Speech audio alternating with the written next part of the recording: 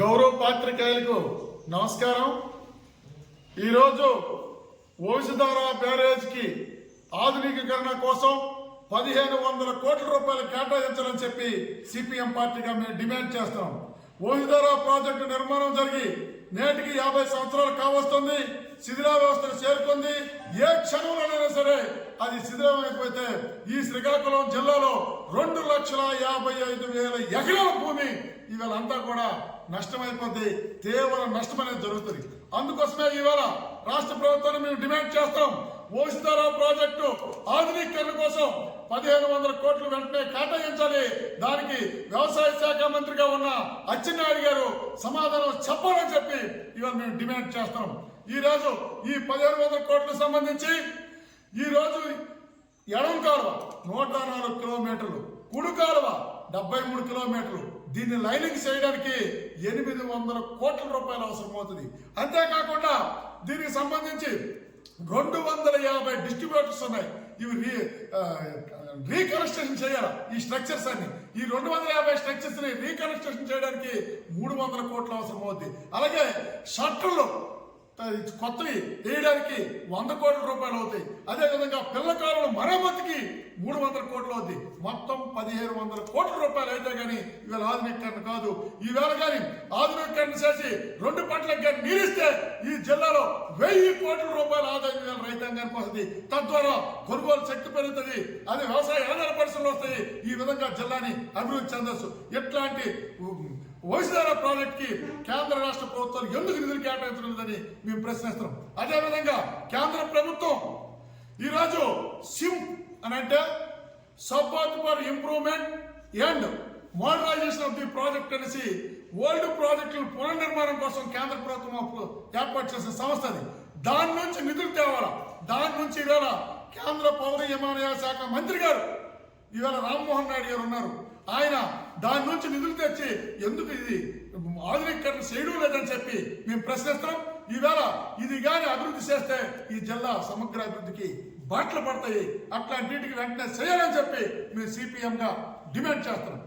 అంతేకాదు ఈరోజు ఈ వంశధార ప్రాజెక్ట్ని ఎప్పుడైతే ఆధునీకరణ చేయాలా.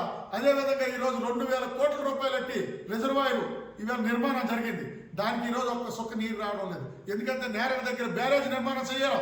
నేరేడు దగ్గర బ్యారేజ్ నిర్మాణం చేస్తే ఇవాళ నీరు వస్తుంది. ఇవాళ నీరు లేకుండా అవి ఎండిపోయే పరిస్థితి డెడ్ స్టోరేజ్లో ఇవాళ వంశధార రిజర్వాయర్ ఉంది. దీనికి సంబంధించి లిఫ్ట్ కోసం వేసి నీరు నింపాలని ప్రయత్నాలు చేసినారు. దాని కూడా ఇవాళ సఫలమయ్యే ప్రయత్నాలు లేవు.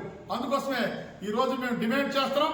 వంశధార ప్రాజెక్టు కానీ వెంటనే కానీ ఆధునీకరణకు కానీ నిధులు కేటాయించకపోతే పోరాటాలు ఉధృతం చేస్తామని చెప్పి హెచ్చరిస్తాం.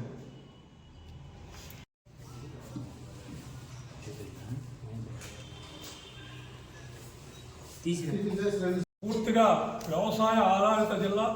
ఈ జిల్లాలో వ్యవసాయం అభివృద్ధి అయితేనే ఈ జిల్లా అభివృద్ధి అవుతుంది. వలసలను నివారించవచ్చు. కానీ ప్రభుత్వం ఆ రకమైనటువంటి ఏ చర్యలు కూడా చేపట్టడం లేదు. జిల్లాలో ఉన్నటువంటి భారీ ప్రాజెక్ట్ అయిన వంశధార ప్రాజెక్టు నిర్మాణం జరిగి 50 సంవత్సరాలు అయినా దాన్ని కాలువలు లైనింగ్ చేయడానికి కానీ మెయింటెనెన్స్ కానీ ఇప్పటి వరకు ప్రభుత్వం ఒక పైసా కేటాయించి పనిచేసినటువంటిది లేదు. ఫలితంగా ఈవేళ శివర భూములకి నీళ్లు వెళ్ళినటువంటి పరిస్థితి లేదు. ప్రతి సంవత్సరము 20,000 ఎకరాలు పడావుగా ఉండిపోతుంది. కరువుకి ఇదే కారణం అవుతుంది. గతంలో చంద్రబాబు నాయుడు గారే చెప్పారు, వంశధారనే మేము ఇచ్చాపురం వరకు పొడిగిస్తాం, చివరి భూముల వరకు నీళ్లు ఇస్తామని చెప్పి అంచనాలు తయారు చేసినారు. కానీ ఇప్పటికి ఇచ్చాపురం వరకు నీరు వెళ్ళడం కాదు కదా, టెక్కలు దాటి నీరు వెళ్ళడం లేదు. దీనికి కారణం ఏంటంటే కాలువల్ని అభివృద్ధి చేయకపోవడం అన్నటువంటి. అలాగే ప్రాజెక్టు కట్టారు. ప్రాజెక్టుకి నీరు రావాలంటే నేరడ వద్ద బ్యారేజ్ నిర్మించాలి. ఇవాళ ఒరిస్సాలోనూ బీజేపీ గవర్నమెంట్ ఉంది, కేంద్రంలో బీజేపీ గవర్నమెంట్ ఉంది. ఈ రాష్ట్రంలో ఉన్నటువంటి చంద్రబాబు నాయుడు, పవన్ కళ్యాణ్ బీజేపీ పార్టీకి జూనియర్ పార్ట్నర్గా ఉండి ఈవేళ అధికారం వెలగబెడుతున్నారు.